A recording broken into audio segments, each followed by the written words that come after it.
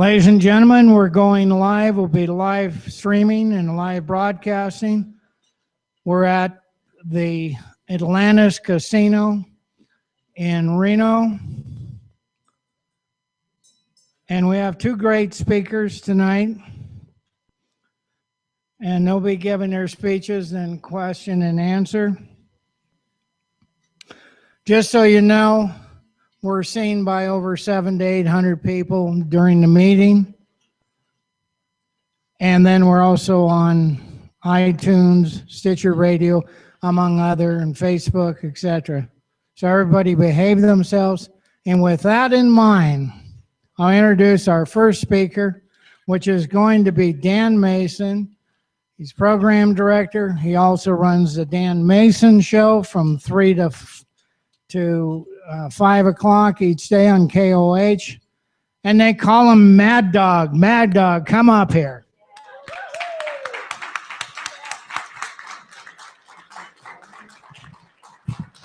I'm going to put this right here and hope it works. Thank you very much. It's a pleasure to be here, especially in between the comedic stylings of Ray Rocha and the one and only Victor Joecks from NPRI. Being the warm-up act for Victor is quite an honor. Thank you for having me here tonight.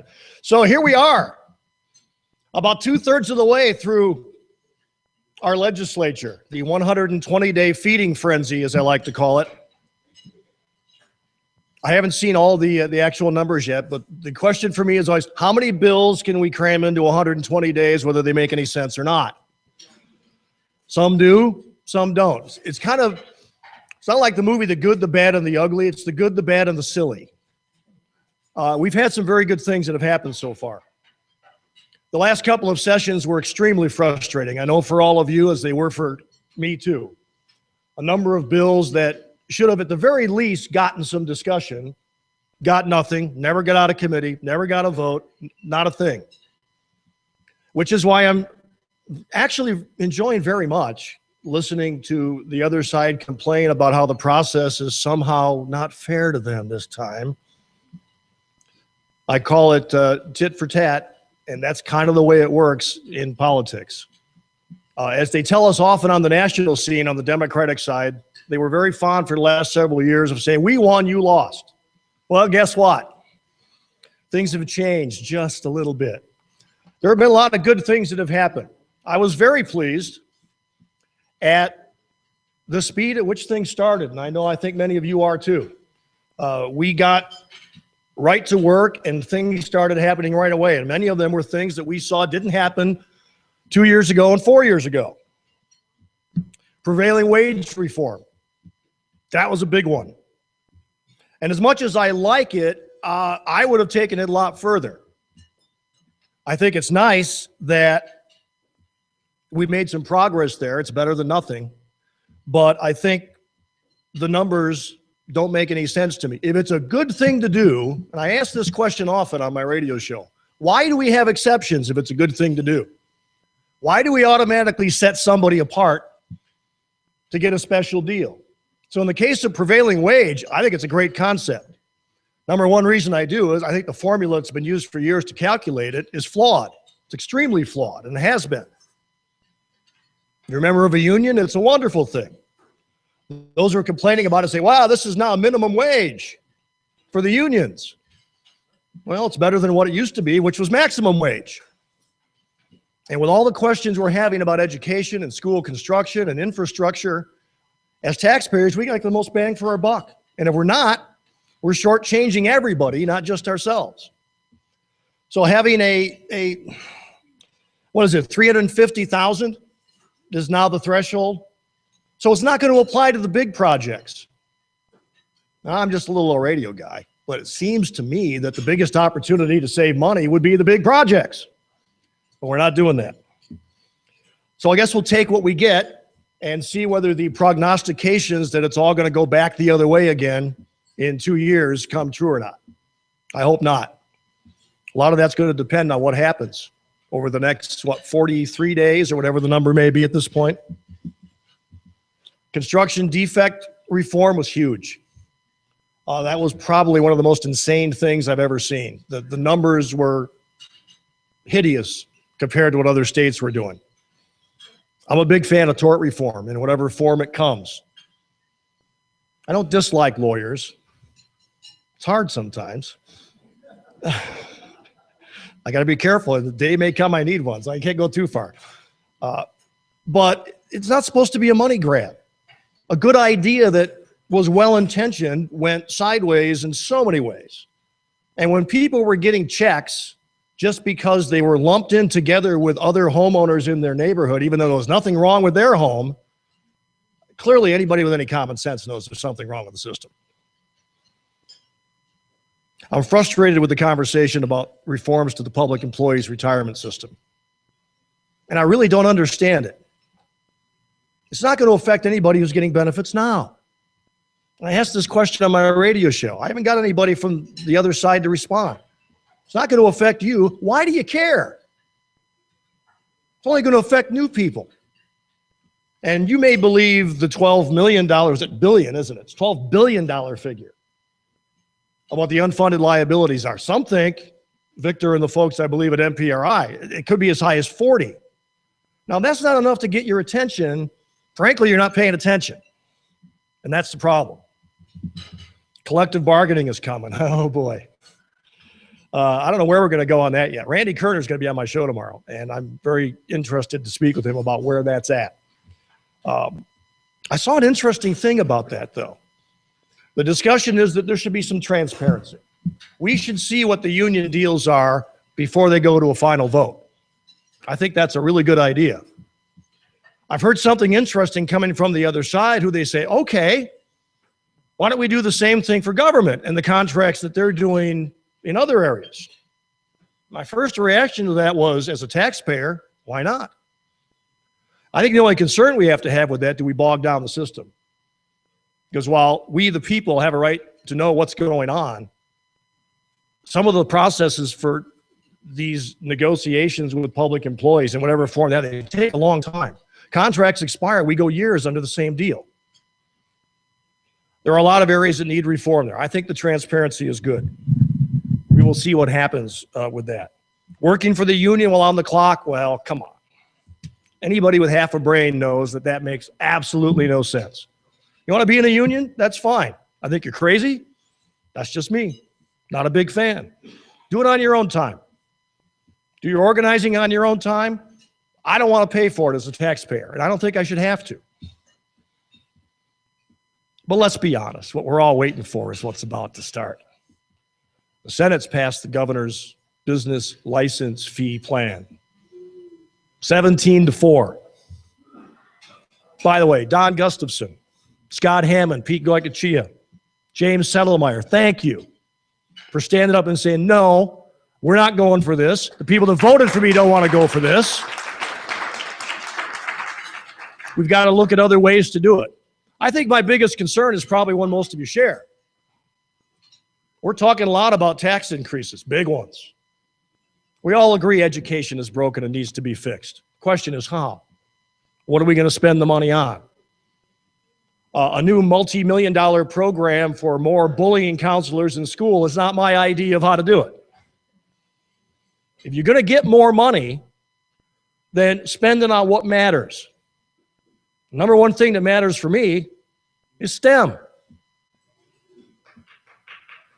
We've got to have better kids ready to go to work for Tesla, for Apple, for these data centers that are coming. If we don't get there, we're going to have even bigger problems. And we're getting F grades in STEM still. We got a long way to go. You need to fix those things first before you start talking about creating new programs. Schools aren't psychiatric wards. I recognize the need for counselors in schools. But more and more and more, no. More free breakfast? No. Half the kids don't eat what they give them anyway. Thank you, Michelle Obama. But we have to be careful what we do with this new money if it's going to happen. And sadly, I think it's going to. We're going to see what the Assembly has to say. Because so far, we're not talking about if we're going to increase taxes. We're just talking about how. And even if you're a believer that education needs more money, and not everybody is, certainly, You haven't proven to a lot of people. Callers to my radio program have said that over and over and over again. What are we spending the money on now? Fix that, then I'll be willing to talk to you about more. That's the challenge. I don't know if the governor's plan is going to fly in the assembly or not. I'm waiting for the voices that say we don't need to increase taxes at all to come forward. Ron Connect has done that. It's a very articulate plan. I think it's going to get some discussion. Where it's going to go, we're going to find out. And I think last night's feistiness that we heard about at the assembly is probably just the beginning. This could be very entertaining, but hopefully it's very fruitful as well. So we've got some time to go. What's important is to get more of this done. There's progress that's been made. Republicans said they were going to do these things. They've done them. There are more that need to get done. Whether a tax increase is the way to do it, I'm skeptical. I'm very conservative. I'm low tax. I'm low spending. We need to get rid of debt. Debt is the biggest problem facing America. And I used to say we have to worry about it because our kids are going to have to pay for it. I'm not sure about that anymore. I think it's going to lie on our table at the rate we're going. It's coming faster all the time. Read about surpluses in certain city governments today. Okay, fine. What are you going to do with the money? Find something new to spend it on. That's what we always do. You listen to my radio show, there's a word that I hate, and that word is grants. You can find a grant somewhere every single day. Grant for this, grant for that. Where's the money coming from? It's great. We got a grant. Let's create a new program. Oh, wait. The grant's gone. What do we do now? You need to pay. I object. Sit on the money. We're not out of the recession yet. I don't care what anybody says. But here's the bottom line. And I heard some of your speakers prior to tonight who were talking about your election tomorrow night.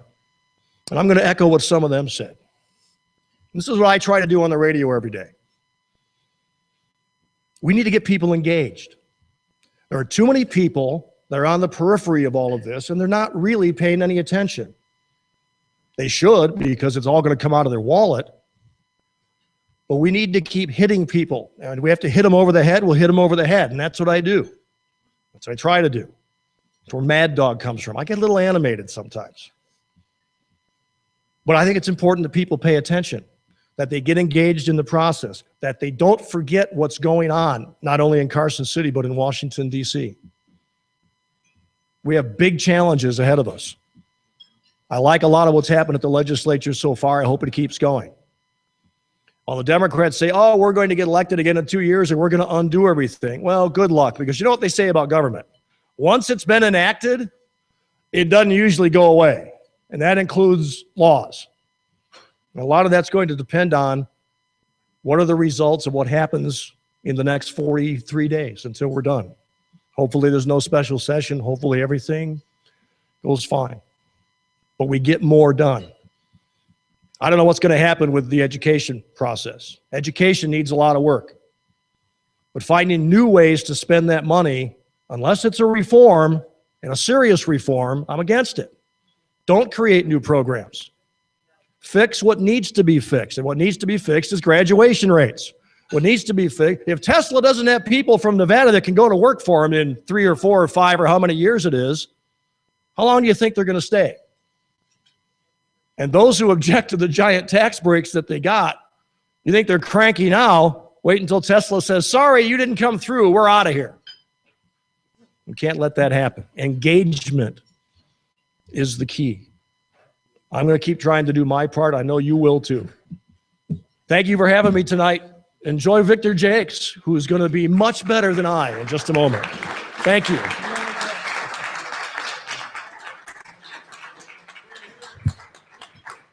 You did a fabulous job, and you'll be able to Q&A both speakers after they're done. Victor, you're on. He's VP at Nevada Policy Research Institute. It's supposed to be a nonpartisan basic institute. I'll let him explain, and I know he loves the governor.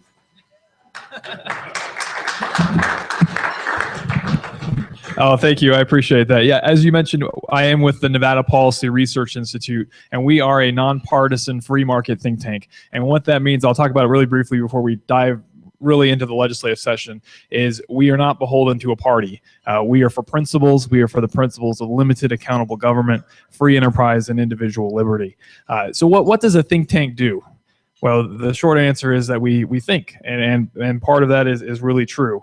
For policymakers, we put out publications like Solutions 2015, which is an issue guide on over 50 issue areas. Our publications are in the back.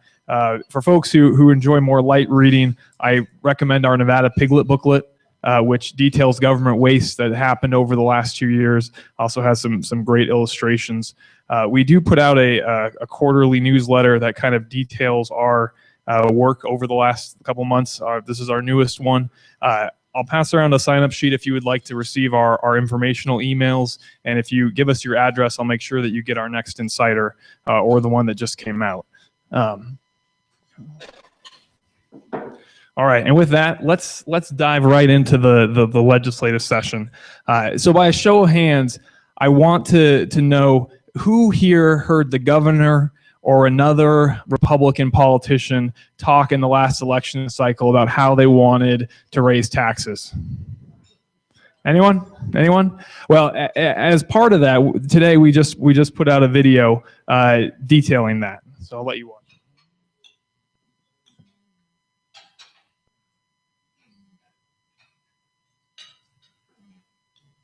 In 2010, Brian Sandoval made a pledge to Nevada voters not to raise taxes. Raising taxes is not the answer. In this economy, we can't raise taxes. We just can't do it. I fought against excessive tax increases. But now Governor Sandoval is going back on his word, proposing the largest tax increase in Nevada history, including a modified version of the margin tax. I know that this approach will cause debate. Governor Sandoval, going back on your word by raising taxes isn't a laughing matter. It isn't something that people of Nevada can afford. Tell Governor Sandoval to keep his promises and not raise taxes. To find out more, visit npri.org. So in short, that's the bad news of this session. The governor came out and proposed the largest tax increase in Nevada history. As Dan talked about, that tax increase passed the Senate yesterday. The good news is that I don't know if you say the word on the street, but it is dead in the assembly. So the governor's tax package will not pass the assembly.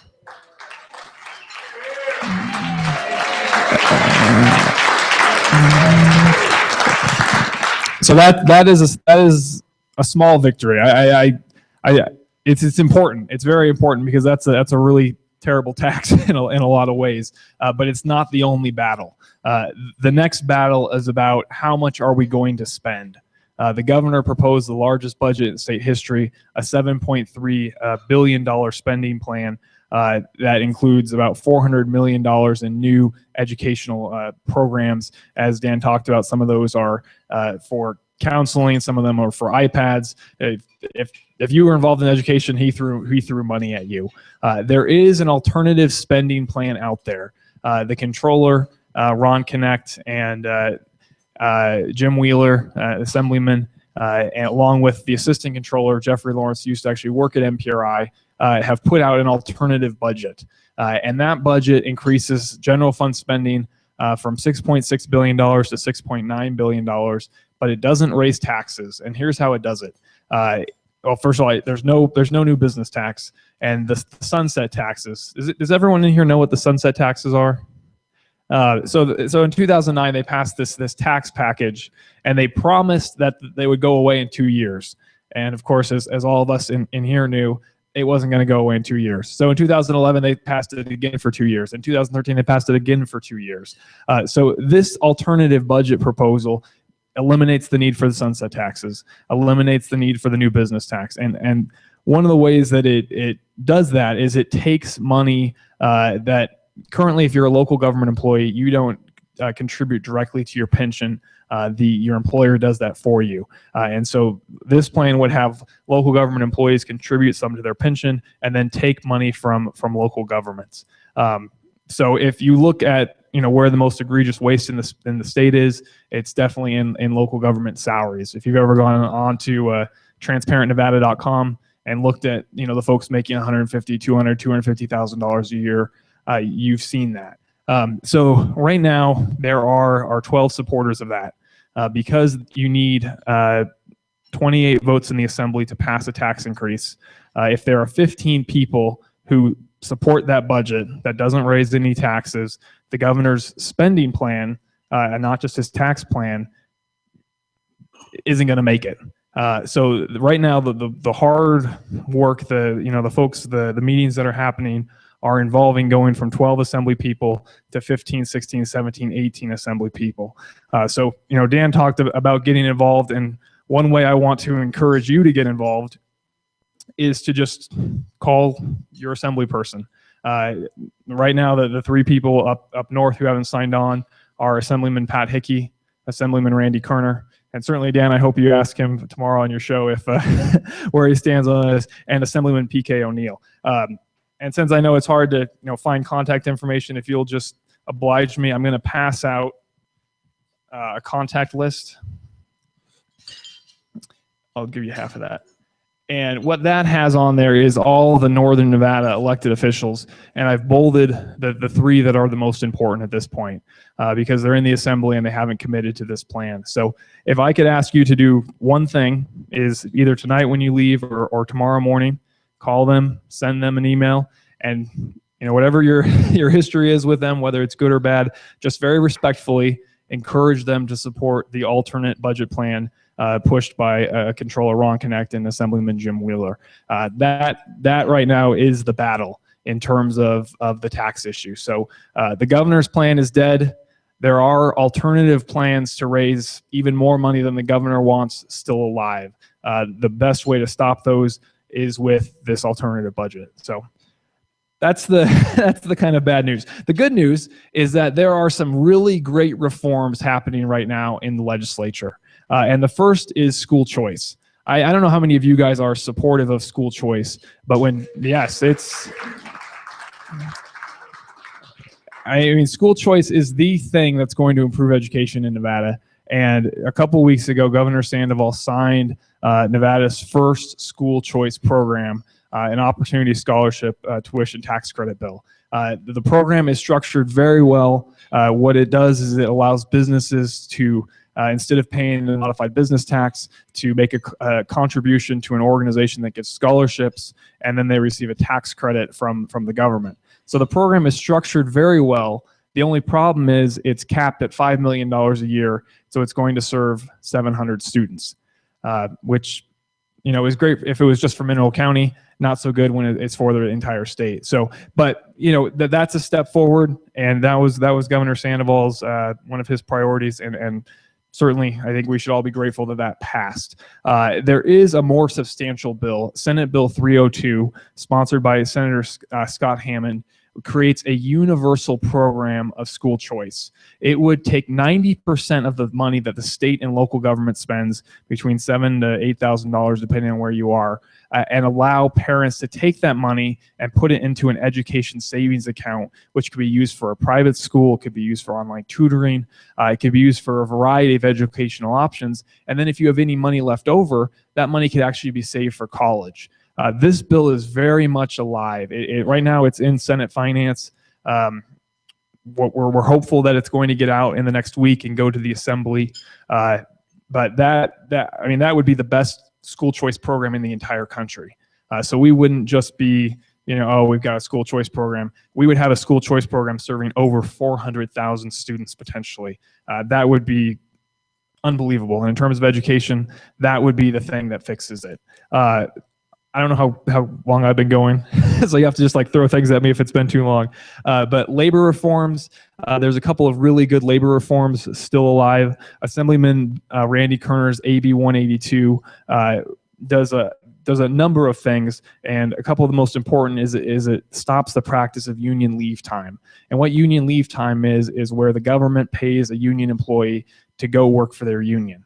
And if that makes sense to anyone, then I need to have a conversation, because it's great if you want to work for your union, but have the union pay for that.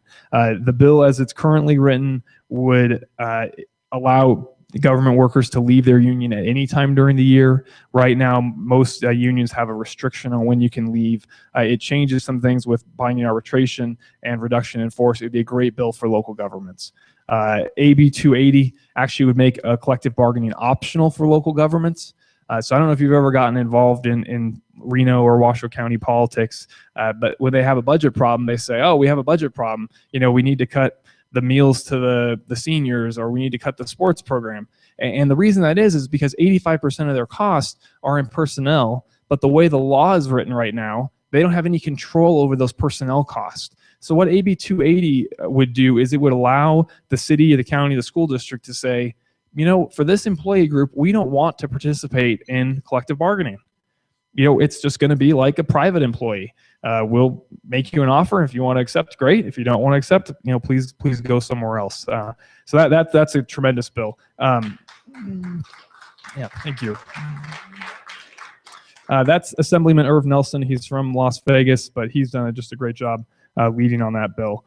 Pension reform, as Dan said, the amazing thing about pension reform is all the people who are currently in the program, it doesn't change anything for them. In fact, it's actually a much better thing for them, because if you reform the system, if you make it solvent, then you have the money for all their benefits, exorbitant though they may be. Of all the people who should want pension reform, it should be the people who are currently retired or close to retirement. We did a study earlier this year, and for local government employees, if you worked for 25 years, if you worked for 30 years, so that's not even a full career for a private sector person. That's 40 to 45 years if you're in the private sector. If you work for 30 years for government, you receive a pension that's higher than your final base pay. Anyone in the private sector getting that guaranteed for life with inflation adjusted at 2% every year? That's unbelievable. So, and yes, and that doesn't even include the health benefits, which are very generous. What's happening right now with pension reform is PERS is trying to claim that by changing the system, it forces them to pay off that debt that Dan talked about earlier very quickly. And they've changed how they've written the bill to say that you don't have to pay it off as quickly. You can pay it off over the course that you're paying it off right now. And so really there's just a big fight between actuaries. And hopefully they'll resolve it, because it's a very important fiscal issue. So happy to take any questions. Thank you very much.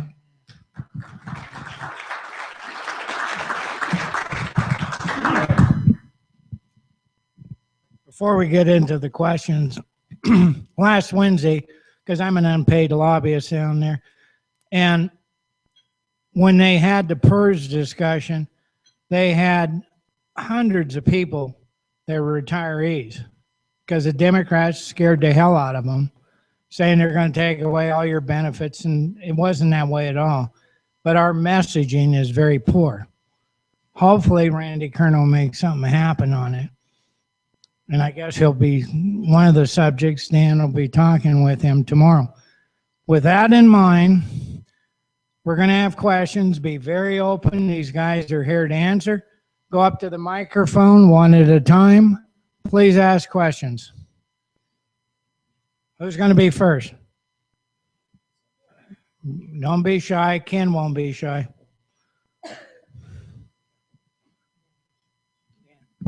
Two of my favorite people, Dan Mason and Victor Joecks. And I really want to thank MPRI. I wish more people would look at the information you put out, and they would also dig in their pocket and put some money out, because MPRI is a nonprofit donating type individuals. And Victor, you've done an absolute good job, and I do not know. You put out a lot of information about public education, and we're not underfunded. We are, in fact, overfunded, and nobody will listen to you, and I apologize for that. My good friend, Mr. Hickey, says, well, we just got to get those kids educated. Never in 50-some years have I found that more money makes better educated children. So thank you very much. I wish I had a question.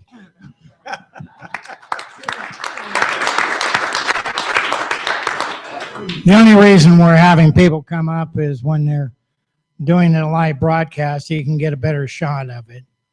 So don't be shy. Please ask questions. This is your opportunity. Ray, can I ask you a question? I have to ask permission. As a finance chairman, I have nothing. I have this big salary, which is for the men's club, nothing. But that's okay. That's what I want to work for. It's good to work for nothing. So it's interesting. I've been trying to get a meeting with Nevada PERS. I've only been in financial services for 35 years. I have more degrees than anybody that's ever lived in Nevada and credentials. And I found it to be very difficult. It's interesting. I get callbacks, which is a good thing. But the things that Nevada PERS and Cal PERS, and most of these people don't realize, are things that exist in our society. Like, did you know that Goldman Sachs has a CD that's been paying over 7.5% a year for the past 12.25 years? No. Where are you going to be taught that? You're not going to be taught it unless somebody teaches you. So I spent 35 years teaching people things that don't exist. But I mean, what is really frightening, and we are the most bankrupt nation in the world. You realize that? The United States, we have spent way more because of an idiot administration who has put us in debt 3 or 4 times, depending on when they get out, more than we were when they came in. Now, guess what? You can't spend more money than you make, right? Not forever. Not forever, because sooner or later, who does it affect? You guys. It affects us. Oddly, it will really hurt the older generation more than the younger generations, because we'll have to end up paying a lot of the taxes. But how do we get across to our government wisdom?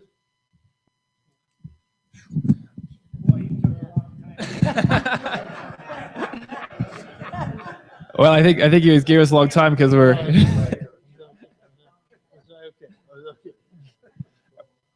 Well, I mean, I think the key thing is, in fact, what everyone here is doing, and what I hope you do in terms of contacting your elected officials. This is my first session full time. My family moved up here for the legislative session, and it really is a bubble. They're very busy, and it's hard for them to get outside input. And then you start just thinking, oh, this is my world, and this is what I have to deal with. So if you're able to call. If you're able to go down and visit, it's only 45 minutes away, and just, call and say, hey, I'm a constituent. I'd like to come make an appointment. One of the ways that you impart wisdom is you enact good reforms when you have the chance. And, for 45 more days, we've got a chance to do it. And, whatever happens in 2 years, there's a good chance that it's not going to be as favorable of a makeup as there is right now. So, I would ask you, I would beg you to call. If you are able to go down, if you've contributed to any of these folks, this is the time to say, this is what we elected you for. We elected you to, follow Assemblyman Kerner on pension reform. This is the time to do it. It's not going to happen if it doesn't happen the next 45 days. And then the same thing with the taxes. You impart wisdom through force, and since we have a representative democracy, the force is people talking to them. So, Dan, your turn. I'm a member of the media, and therefore I feel I have a right to be as critical of the media as I can be. They're responsible for a lot of this. There are too many of them who won't tell the truth. The Tea Party has been labeled as some sort of anarchist by my Mr. Congeniality, Harry Reid.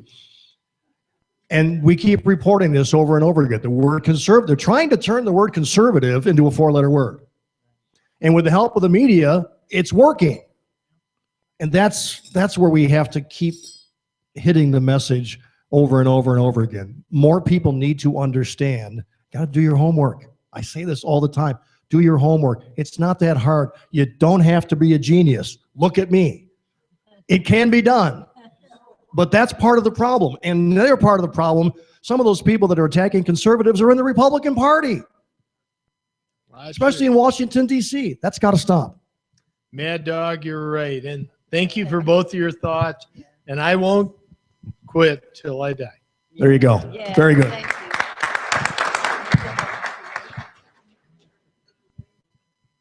What I hope is a quick question.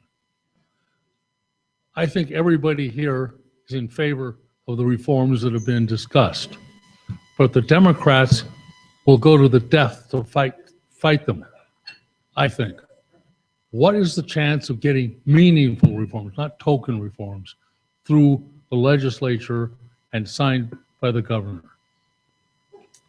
I think it's very good. The construction defects reform that's already passed is a meaningful reform. The school choice bill, even though it's very, very modest, is a meaningful reform. And then the other large-scale reforms in terms of everything that I mentioned tonight, the universal school choice or the universal education savings account program. I mean, that would be the best program in the country. That would make Nevada the national leader on school choice. That has a good chance of passing. The labor reforms, have a good chance of passing. I think the thing that Republicans are realizing who are elected is, Democrats aren't going to vote for them. Labor union officials aren't going to like them. You might as well pass good policy and take the chance while you have it. And there are very encouraging things happening on the labor front, the school choice front. The pension reform front is a bit harder, but I still am very optimistic. Yeah, just very briefly, there are some good things happening. The conviction has to be there to carry it forward. And so far, we're making good progress. Some of these reforms, honestly, some of us didn't think we were ever going to see them in our lifetime. What happened in November, let's be honest, was a little bit of a surprise, but then it wasn't. And that's the problem with the left. They're not listening to what real people say. They claim they are. They're really not paying any attention to what the American people told them in November, especially here in Nevada. Who thought the assembly was going to turn the way it did? People are angry. They want something to change, and they want to see these things get to the governor's desk. I want to see some of them get to the governor's desk because I think there needs to be a little pressure there. Let's see, we're going to follow through and sign some of these things. My name is Mickey Lufkin. I want to thank you, NPRI. I get your emails. I have lots of weapons now. But I wanted to tell you a little bit about myself. I graduated from San Francisco State. I went there from 62 through 68, very turbulent times. Became a school teacher in Stockton, California, passionate school teacher. Taught in Europe, taught in Africa, came back, was one of the first special ed teachers in Oakland, California. SB 142, we created a monster. I retired out of this system in 96. I put 12 years in. I'm a passionate teacher. I did not sign up to be an administrator. I came back and became a substitute, so I know a lot about this system. I know a lot of people in this area. I want to be superintendent, and I'm going to announce that right now. It's not about money. We should not be raising taxes. We're wasting money because after 12 years, the largest percentage of our students know very little. We need to change the curriculum. We need to get these people who are administrators back in the classroom. We're paying them 3 times the amount of a school teacher, and that's not what we signed up for. We signed up to be teachers. Again, I want to thank you, and I listened to your program the other day. You are a mad dog. Thank you. You touched on something that I hear An awful lot from callers. They think there are too many administrators. Teachers think there are too many administrators. Teachers will tell you there need to be more of them in the classroom. I don't hear a response to those concerns. Do we have too many administrators or not? People think so, but nobody on the school board is responding to that I'm hearing. Maybe we need to make that maybe if it's not an agenda item, we can get them to talk about it. What do you think? Well, one of the encouraging things is there is a reform bill that would actually exclude principals from collective bargaining if they made more than $120,000 a year. So, I don't understand why any principal, any authority figure is in a collective bargaining unit, but that's at least a start to that. Hi, so thank you both.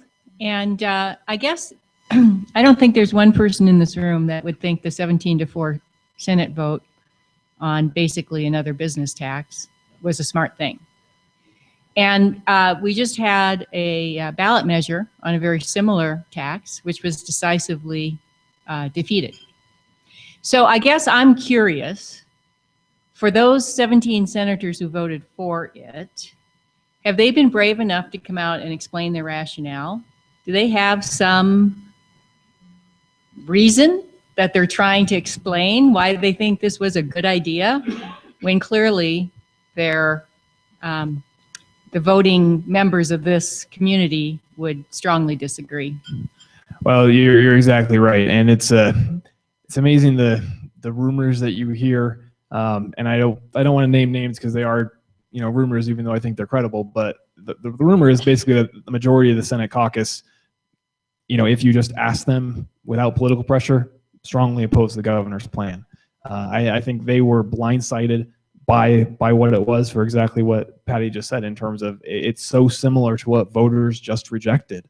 I think it goes back to that Carson City bubble, where you get in Carson City, the governor is meeting with you, the governor is putting pressure on you, this is the governor's plan.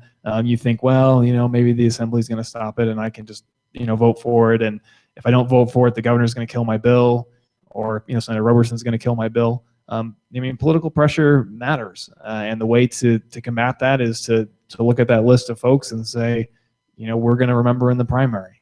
That's really the tool once the vote has been cast that, that voters have. But in terms of rationale, what they're saying is we got to improve education. The governor is trying to pitch this as a education improvement plan. And as was, referenced earlier, we've tried for 50 years to improve education by spending more. It hasn't worked. It's not going to work this time. School choice will work, though. I'm very encouraged by that. School choice has worked. A lot of people are negative on Jeb Bush as a presidential candidate. I'm kind of iffy. But in Florida, they did a lot of these things. And the evidence is there that it works. So why it's not, it should be full steam ahead. You should be able to take a look at what's happened in other places and go, oh, we can do that. There's no anecdotal evidence that more money works. Victor's right. There never has been. You can look at every scenario in America, more money, less money, good, bad results. It's all over the map. There are some states spending less money and they're getting terrific results. It can be done. Marco Rubio said it the other day. He said, if you truly want change, he was talking about Washington, but it applies here too. If you truly want things to change, you got to change the people. It's the only way. And that's where the engagement of the voters comes in. That's what I'm trying to do, and I know many of you are too. We've got to keep pounding that message home. People have to pay attention. It's not that difficult, but they've got to consider what the results may be.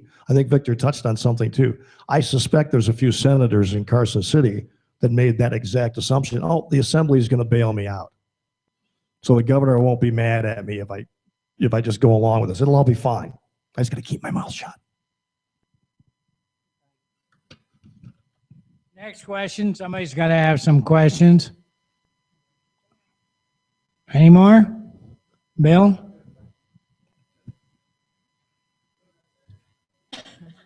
Then after this question, I'm going to have each of them give a wrap up. We just did really well in the last elections, Republicans in California, as noted. What are your projections for 2016 when the younger voters start coming in again? Because this is a very low turnout. Most high propensity voters are over 50. What's going to happen with the legislature and the national elections? I don't think it's going to be like it was in 2012 and in particular 2008. There are an awful lot of, the millennials, whatever you want to call them, there are an awful lot of them that don't like what's been happening for the last 6 years, not only in Washington, D.C., particularly. They got promised a lot of goodies by President Obama and ain't delivered. So the potential is there for that to turn around in a big way. And it's a huge opportunity for the Republican Party to cash in on. And the best way to do that is just keep telling the truth. Yeah, I mean, in terms of the local elections, I mean, the assembly is going to be tough for Republicans to keep.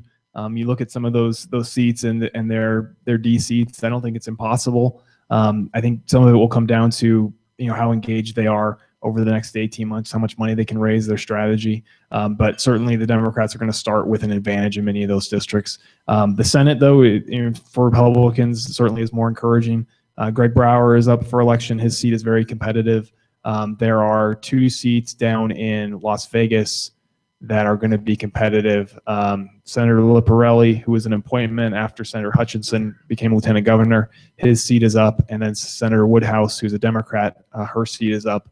And those 3 seats are basically the competitive seats. So Republicans hold 2 of the 3. They have a 11-10 majority. If Democrats get 2 of the 3, they have the majority.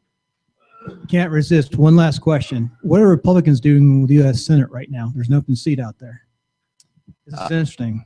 Yeah, I think that's very interesting. I think I don't have any special knowledge. I think people are kind of waiting for really everyone's waiting for Sandoval. I mean, he would be the clear favorite if he got in. I think he would win the seat easily. All the impressions, the rumors is that he wants a national seat, whether that's vice president or he wants to be in a cabinet. I haven't seen him express any interest in running for U.S. Senate, even though arguably he'd be a much better state senator than a governor. And then it's just a question of there's a conservative city councilman, Bob Beers, who's running for the seat. Brian Krolicki's out there, Adam Laxalt, Senator Roberson. I think it's just, I don't think we're going to know for a couple months. Victor Eugene Hoover, thank you very much for what you do. I've read all your publications as well. I find them to be very helpful and enlightening. My one question to you, it could turn into many, is PERS. Do they actually go off of an 8% assumed return? And if so, how do you like about that? Yeah, well, thank you so much, and I'm really humbled by the folks who spoke highly of MPRI, and I just want to say thank you to you, because our supporters are the reason we exist. In terms of what PERS does, they use that 8% rate of return. I think that's been too high. They like to say that, well, over the last 25 or 30 years, we have a 9.3 rate of return. But when you look at it, they had 25 and 27% in 1983. And that's great. I'm glad you did that well in 1983, but don't tell me your current projections are going to be based on what you did 30 years ago. And so it's kind of a delicate balance, because when you talk about the unfunded liability, having a lower unfunded liability makes it easier to transition to a hybrid system like Assemblyman Kerner's doing, even though I don't think that's really an accurate projection. Thank you. And the other question I have is 252. There was an amendment to that. It failed dramatically. Could you comment on that as well? The amendment, I didn't look at it because I knew it was gonna fail. Oh, 252 is the governor's gross receipts business license tax. The amendment, I think, would have made it a single rate, 0.15, 0.16, 0.17. Thank you. And I haven't seen what the revenue projections are. I actually think if they end up doing a gross receipts tax, it'll look a lot more like that amendment than it currently does, just because I don't think the categories make sense. Arguably, they're unconstitutional. But I mean, Senator Ford had promised Senator Roberson the votes to pass the governor's bill. And so that, I think, why the amendment did so poorly. Yeah, thank you, Victor. The other comment I would make is we have a lot of state senators who voted yes for 252. And even though it might ultimately fail, we're going to have many people who are going to have to defend that. And the only possible solution is for them to say, well, it ultimately failed, even though I voted for it. I don't see that necessarily holding water, but I see it being their only lifeline. Dan, thank you for what you do. Appreciate your show. You've had many times, you had people on talking about the school district and talking about funding. Could you get into it a little more specifically? There's been a lot of numbers lately out there. I'd like to know where we are on a national level, and if we are truly at 9,000 per student, that'd be good to know as well. Victor might be better to get into some of those numbers, I don't know exactly where we stand in the scheme of things as far as those education numbers.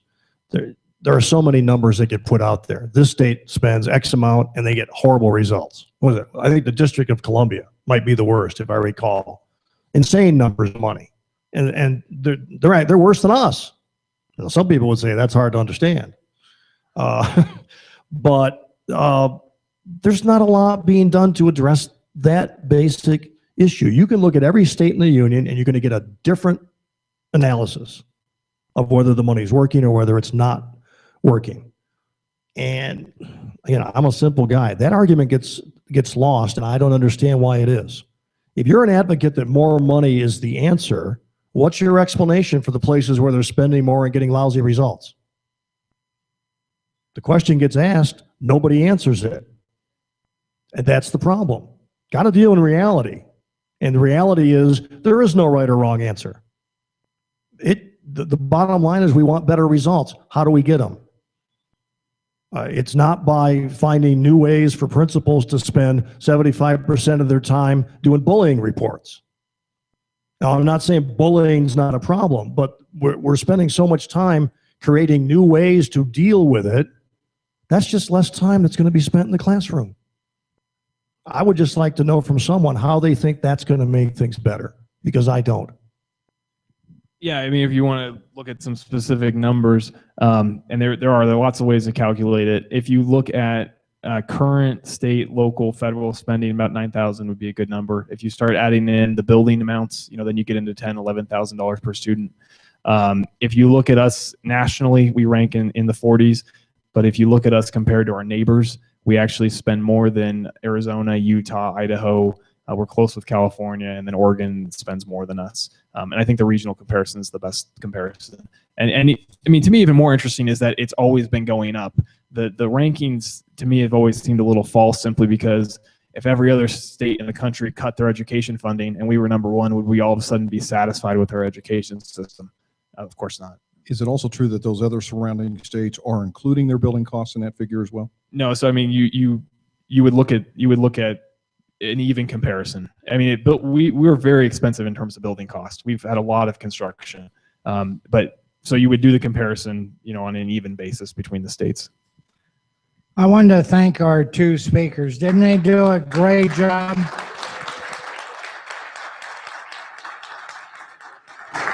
Now, we're going to do the 50-50 drawing, but before we do, it's reminded you can stay, chat with these guys, ask them questions, be nice though.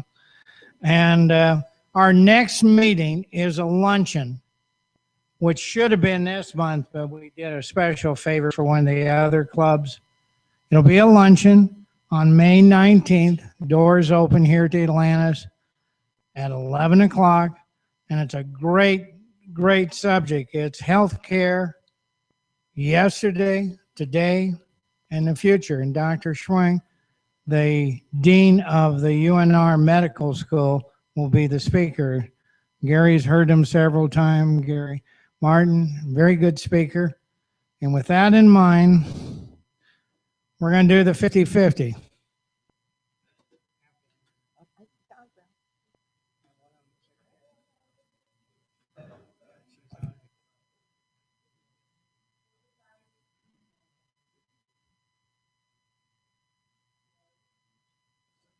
Hello. Okay, here we go. This is going to be fun. Reach into your pocket, get your coupons out. We're going to give the winner $50. We collected 100. Dan, would you pick the winning ticket?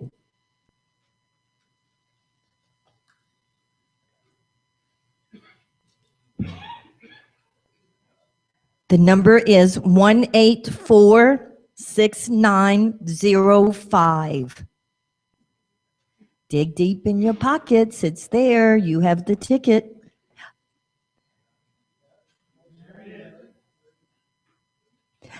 She's got it. Perfect. We have a winner. Thank you. And I'll turn it back over to Ray. Like I said, tomorrow night is the Washoe GOP election for various positions from chairman on down, vice chairman. It starts at 6:30 at Reno High. You're welcome to attend.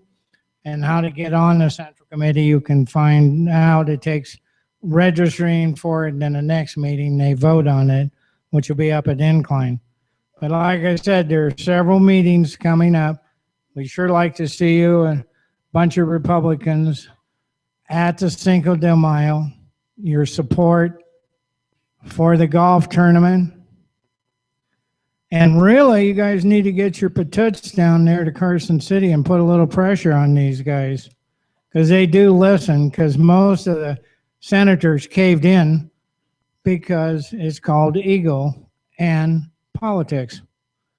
They didn't want to offend the governor and everything. But if you got enough support from your constituents, they have a little backbone to stand up. Because I'm not happy about it. And I think I know what's going to happen. It's going to be a combination of the plans that's going to pass, which means taxes, which I, like Ron Connects and several others, I think we're wasting a lot of money without being effective. There was a commission a few years ago that nobody followed. They looked at, there's so much inefficiency in state government, and certainly in federal government, is sickening. But we always have a favorite thing. More money is going to solve the problem. It doesn't. I thank all of you. We do have registration if you'd like to join the men's club, which over 50% now are ladies. We have associates. We have associates for $20. And if you want to be a voting member, it's $35. But you can see John Holman. Several people have joined. You can't go wrong. We thank you. See you next month on the 19th. Please stay and visit with our guests.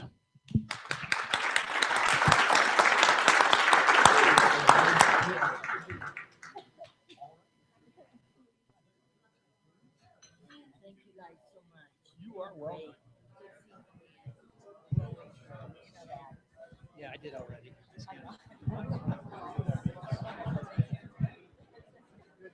Yeah, it's good. It came out really good. You gotta get your layout.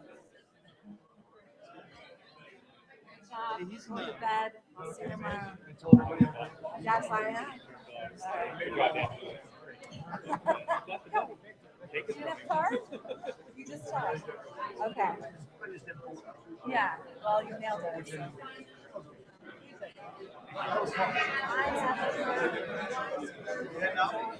Yeah, I'm going to bed. I know, that's why I'm going right now. Yeah. See you later.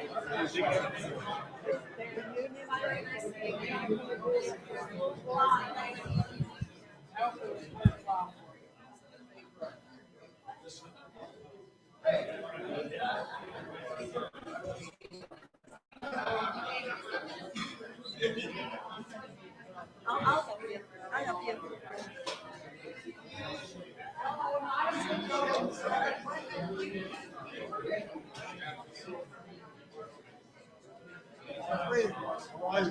Good. How are you doing? Happy birthday. Thank you. I heard about your very recent birthday. Good for you. Come along, whether you like them or not.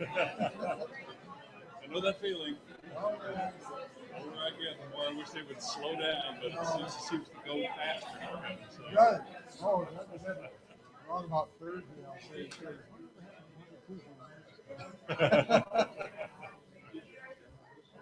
Well, I know Elizabeth wanted to say hello. Yeah, we wanted to say hello. Okay. Good to see you.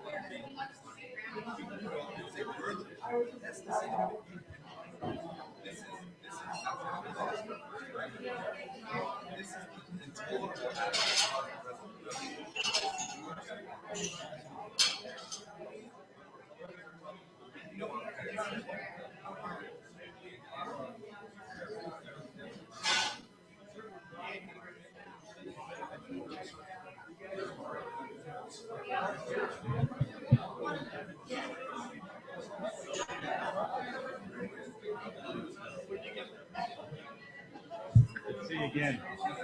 Good seeing you, Rick Stern. I was